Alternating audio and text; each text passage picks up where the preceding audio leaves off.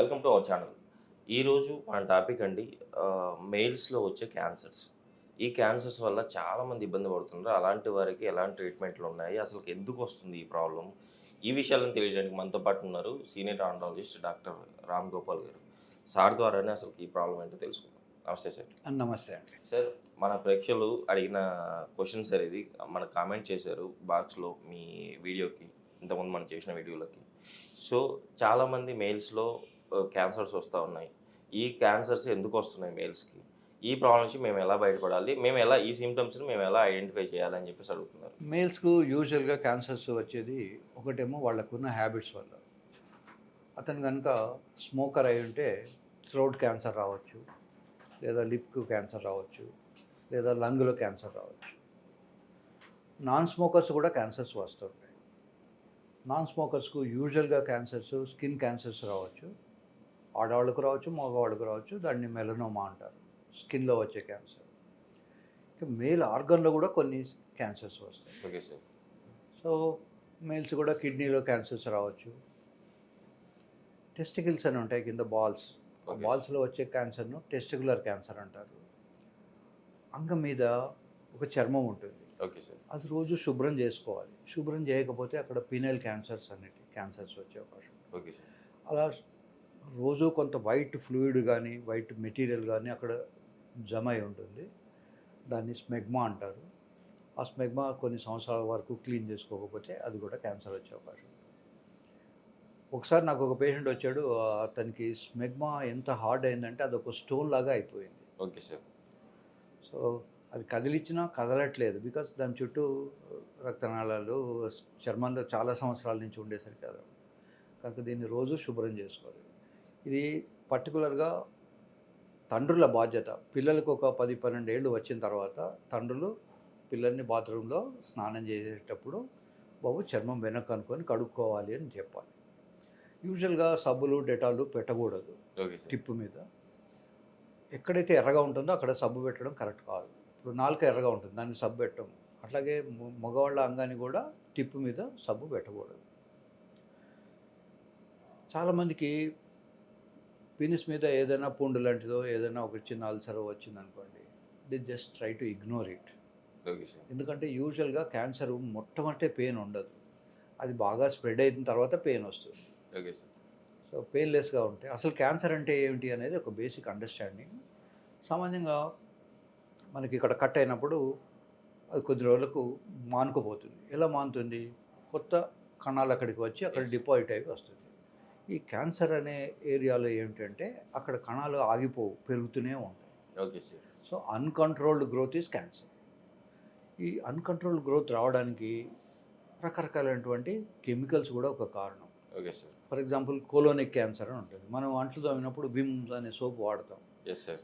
ఆ విమ్ లాంటి సోపులు వాడినప్పుడు కొంత మనకు కళ్ళకు శుభ్రంగా అనిపించినా కూడా కొంత మైక్రోస్కోపిక్గా కొంత మెటీరియల్ ఉండిపోతుందట కెమికల్. Okay sir. అది లోపలికి వెళ్ళిన తర్వాత క్యాన్సర్స్ వస్తుంటాయి.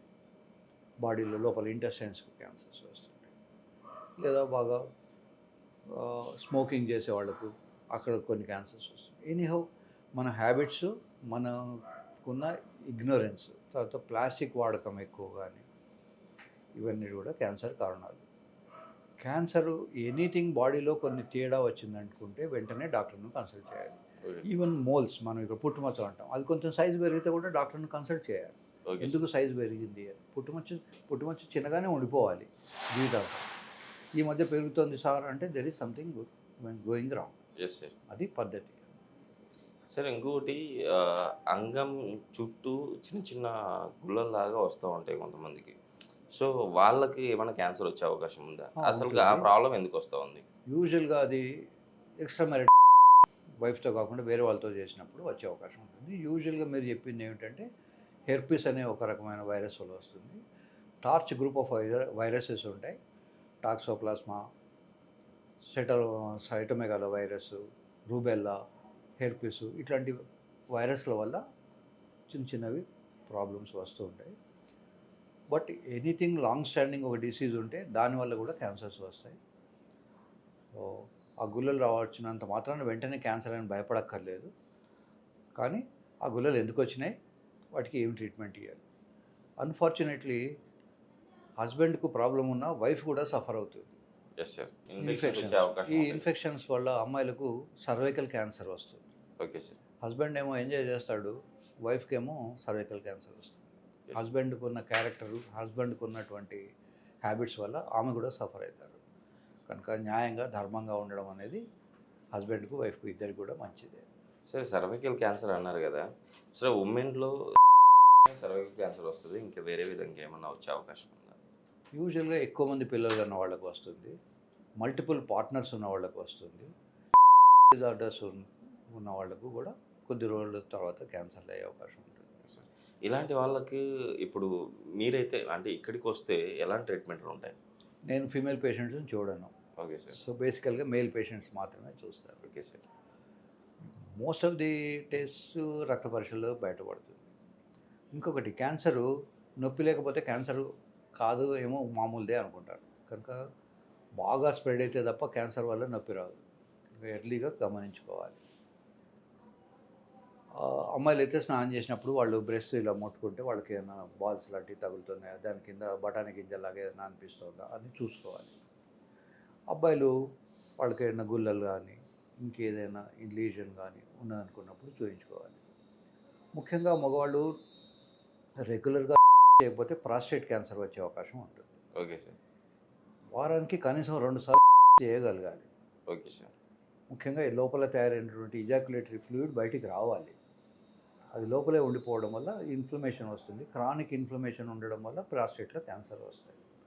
సో ప్రాస్టేట్ క్యాన్సర్ రాకూడదు అనుకుంటే చక్కగా వారానికి కనీసం 2 సార్లు, క్యాలెండర్ సెక్స్ అయినా పర్లేదు, ఓకే సార్. పర్టికులర్గా దేవుడికి మొక్కుకుంటారు సోమవారం నాడు ఉపవాసం ఉంటామని, అలాగే ప్రతి బుధవారం అమ్మాయి చేస్తాను, ప్రతి ఆదివారం చేస్తానని ఏదో ఒక నోము, ఒక వ్రతం పెట్టుకుంటే okay sir. Husband and wife will be happy.